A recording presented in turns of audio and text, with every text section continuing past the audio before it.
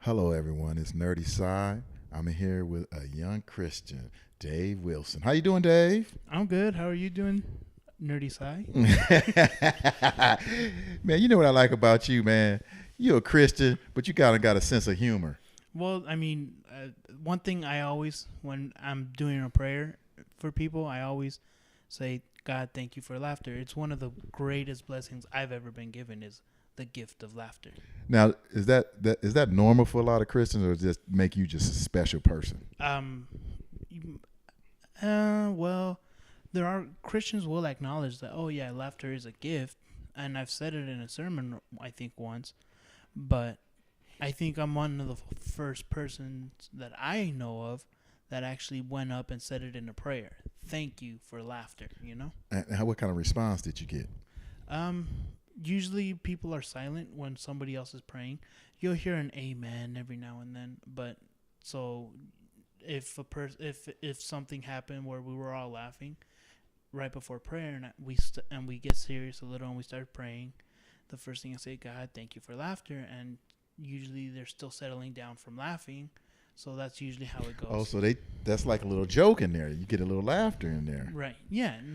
Now, how is it like? So you saying you've done a little preaching? Now you're a young man. You're 21, right? Yeah. Okay, that's why we call you the young Christian. Now look here. So my focus this week with you Christian people, because we're gonna be getting into a lot of big issues with the young Christian. But this week, I wanted to focus in on No pressure, David. no pressure, Dave, no pressure. Now, so I wanted to talk about stereotypes, this different type of stereotypes Christians go through. Do you got know any offhand right now? Um, Besides y'all boring, don't know what the hell, don't know how to have fun, judge all the people with any others. The one is that we cannot take jokes. For example, I'll walk into my family's house and they're like, "Oh, everybody settle down, settle down. Father David's here."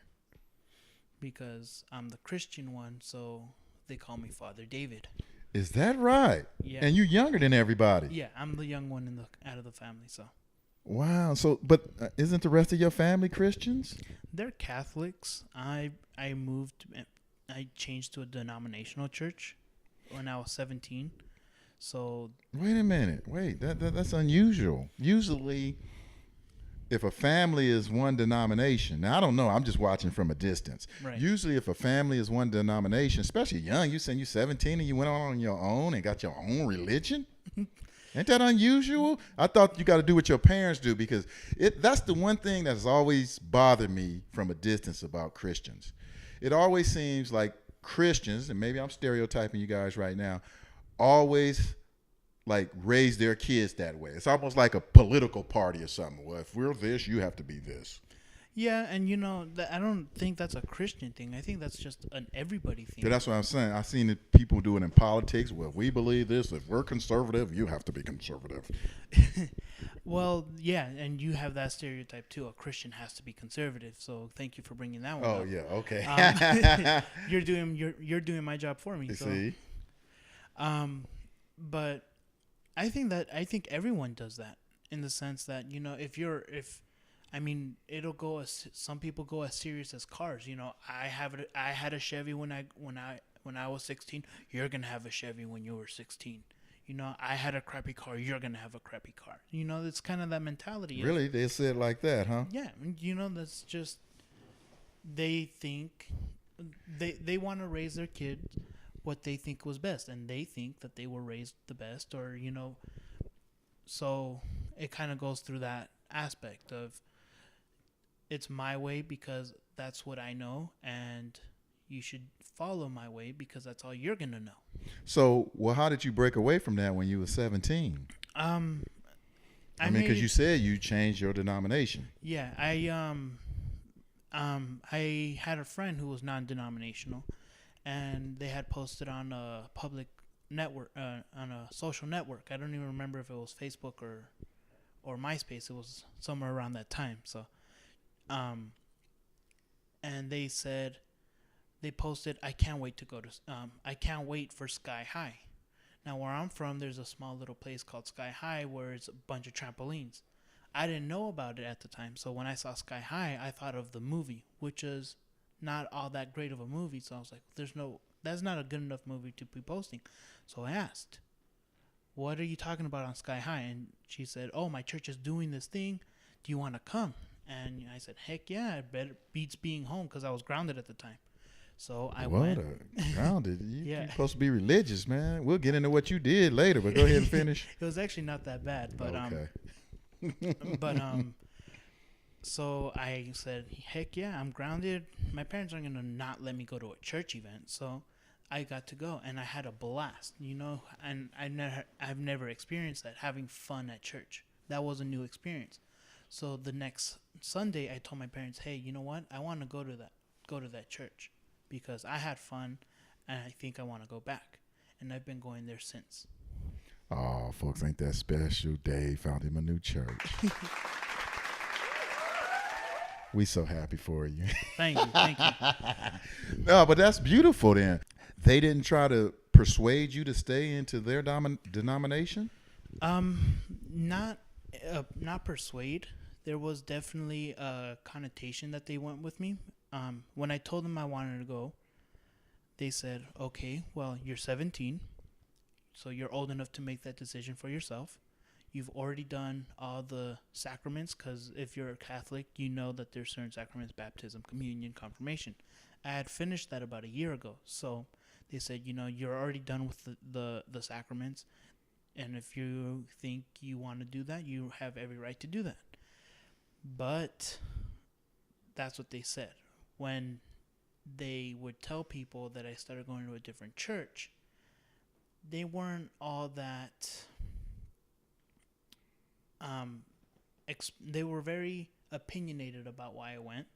And from what I understand now, my dad was actually not at all happy at my decision, to the point where he was complaining to it at his church. Oh, in front of everyone, or he was... He has a lot of friends at church. Mm-hmm. He's an usher at the church, and he has a lot of usher friends, and he would tell them, oh, so it was really bothering him. Yeah, because and they would ask, oh, I haven't seen your kid in a while. I haven't seen Dave, and he said, oh, well, he's going to a different church, and they're like, oh, man, that's serious, huh? Yeah. Well, people don't like churches don't like to lose their customers. I mean, congregation. Congregation. I said, y'all. Well, a little bit into the background of the Catholic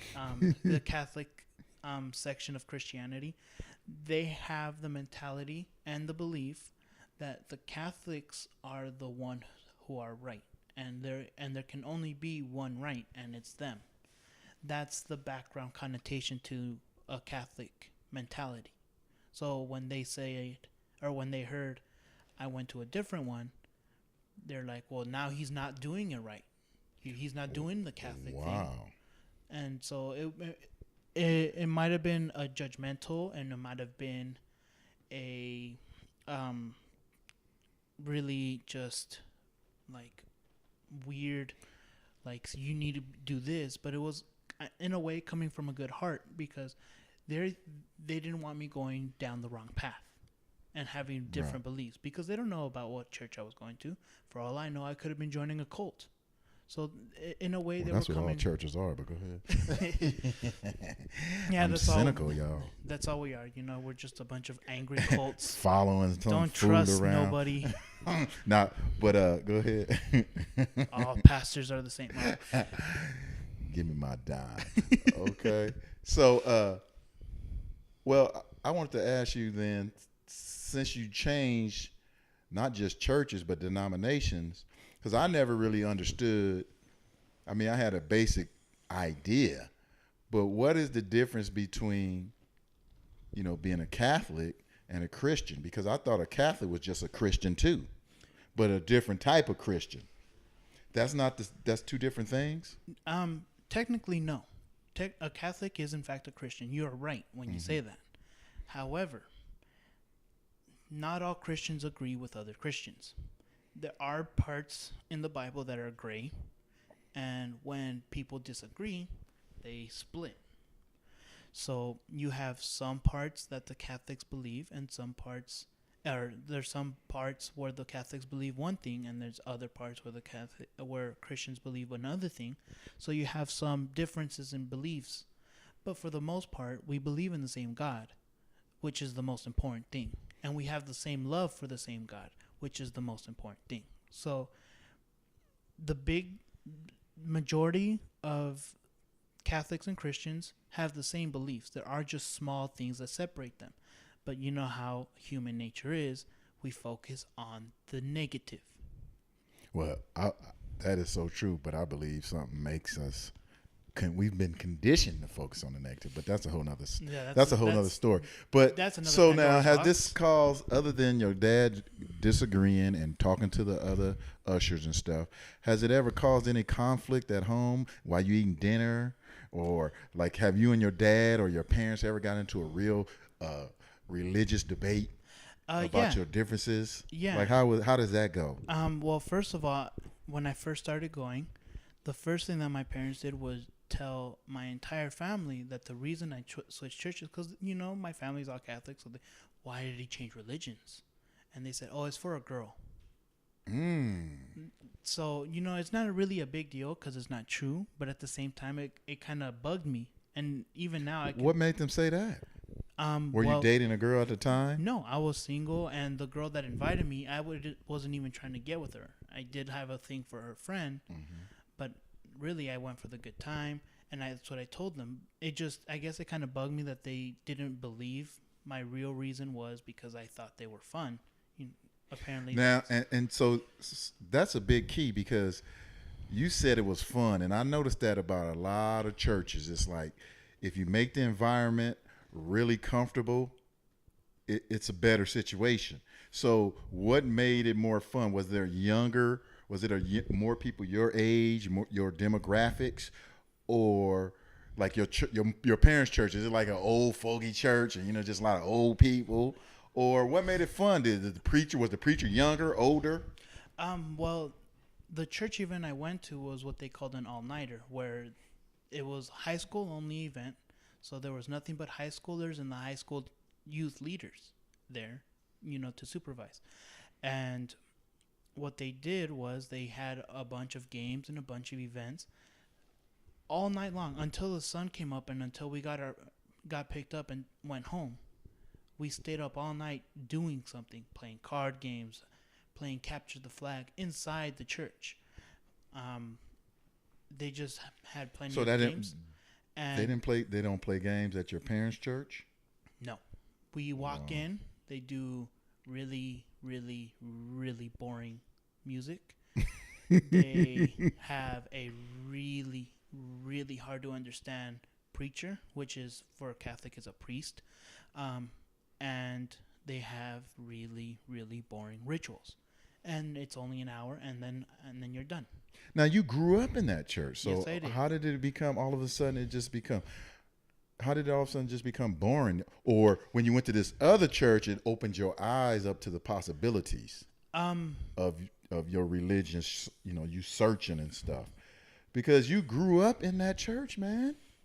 Yeah, but one thing was that as much as I wanted to think I was religious, I had to admit, church is boring. And I had that mentality. Oh, boy, don't I know that.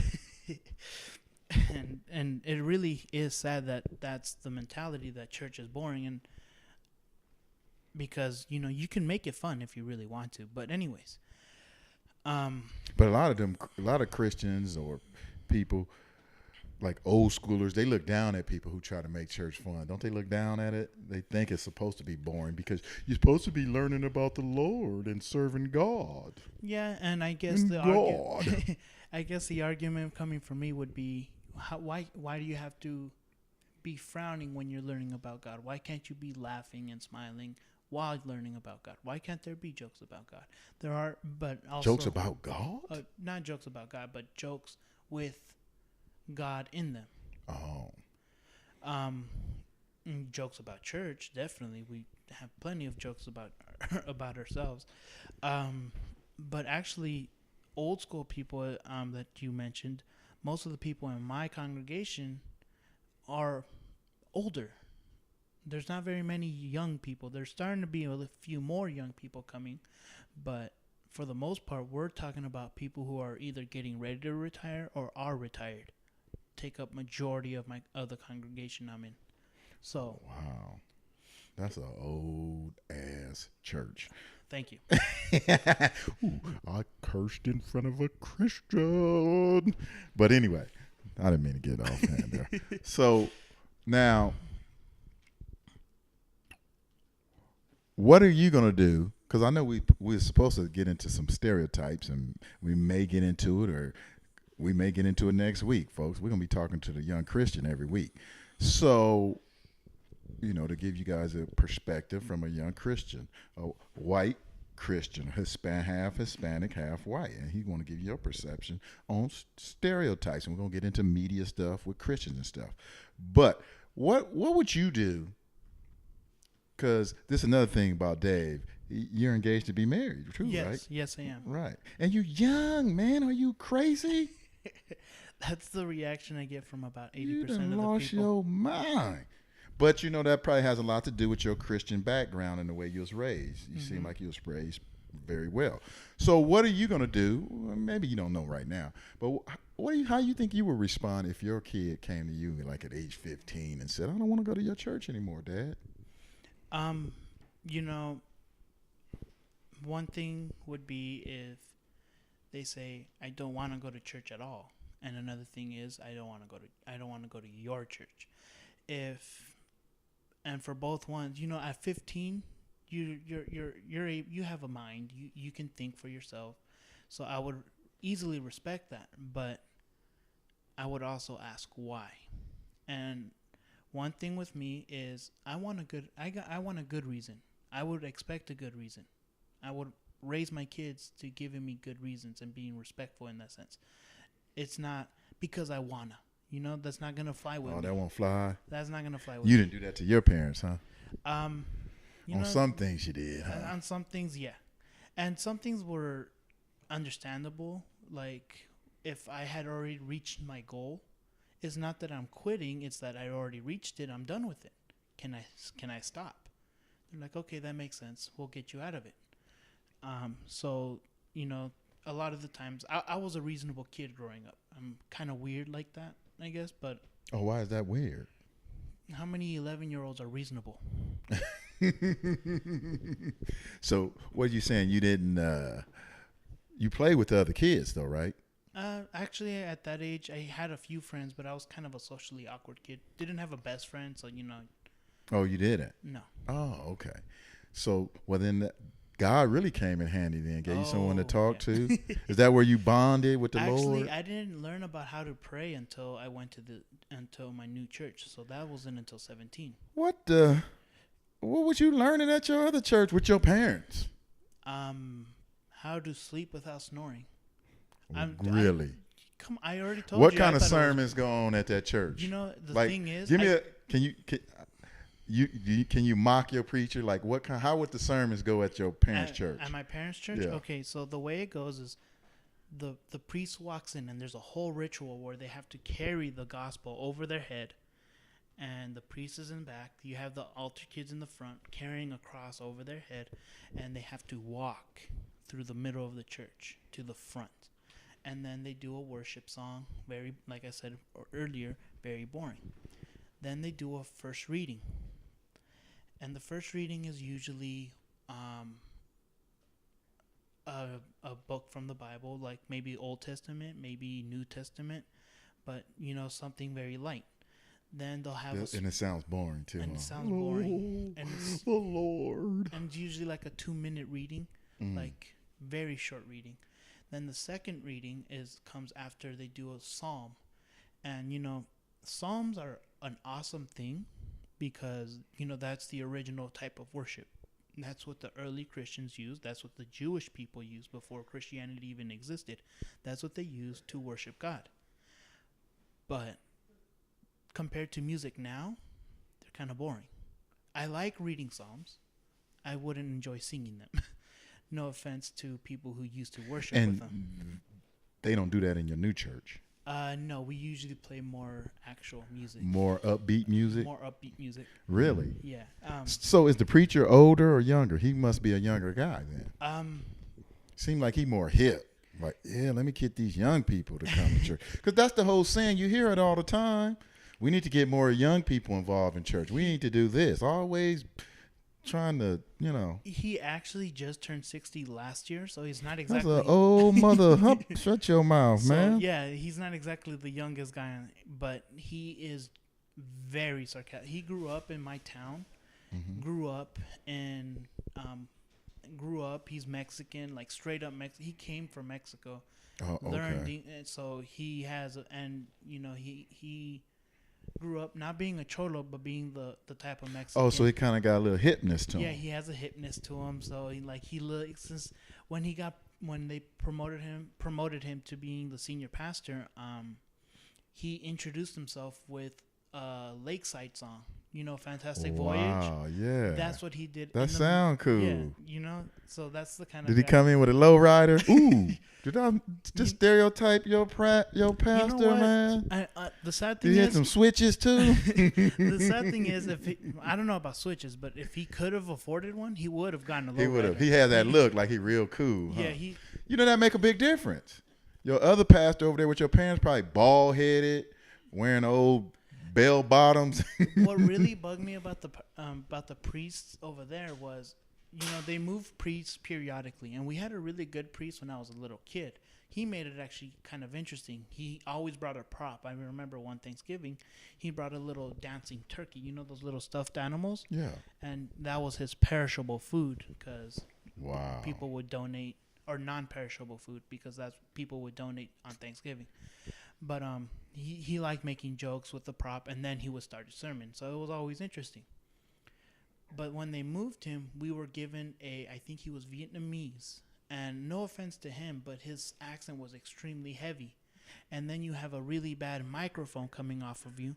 No one ever understood him. And that actually became a church joke throughout my parents' church. I was talking about the man trying to preach. Yeah. Christians, boy, look at y'all. He's talking English, and I would look at my dad. Dad, can you translate? And he goes, I don't speak his language. We're not exactly all that nice. Right. But hey, y'all wasn't Christian-like, huh? We weren't Christian-like, I guess. I know all y'all got issues. Yeah. But that's why we here. We will be getting into some of these issues, man. And you're going to learn. You and the viewers are gonna all learn. The listeners.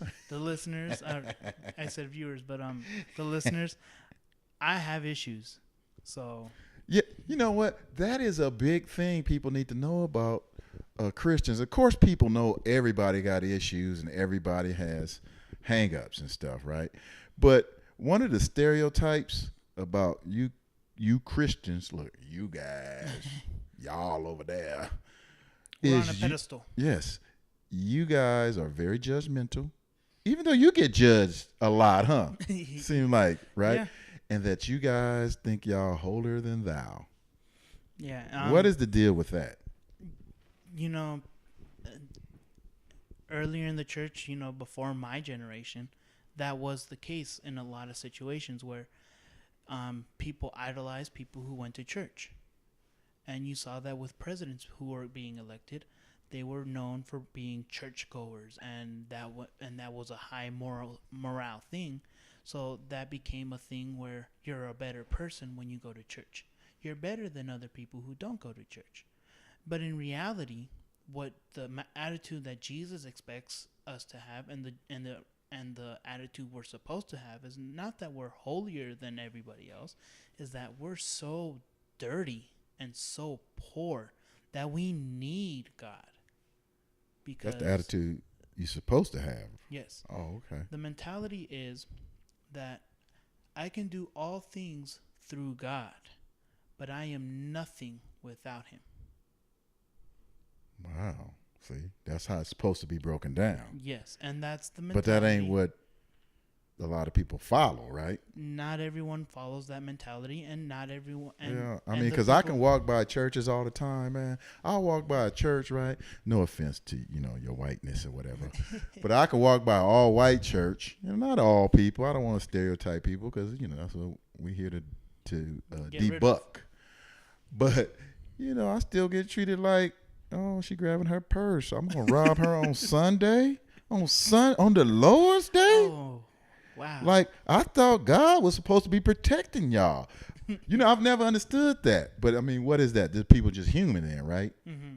So they still got to, like, I know there's religions out there that don't even allow people that are part of their religion to, like, work as a police officer, right? Right. Mm-hmm. Now, so if you got older and when you get older, you get married, you have a family, whatever, are you allowed to have a gun in your house, man?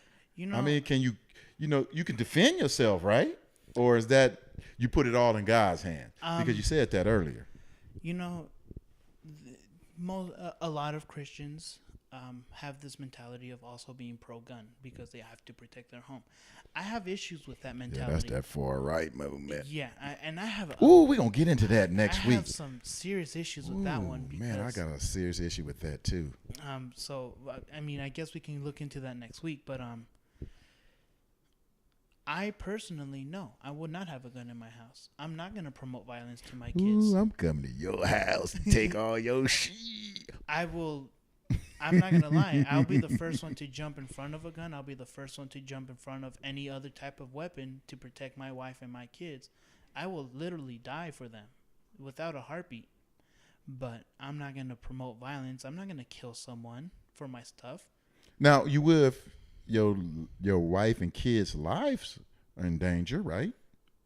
Yeah. Well, I don't know if I would kill. I would definitely prevent.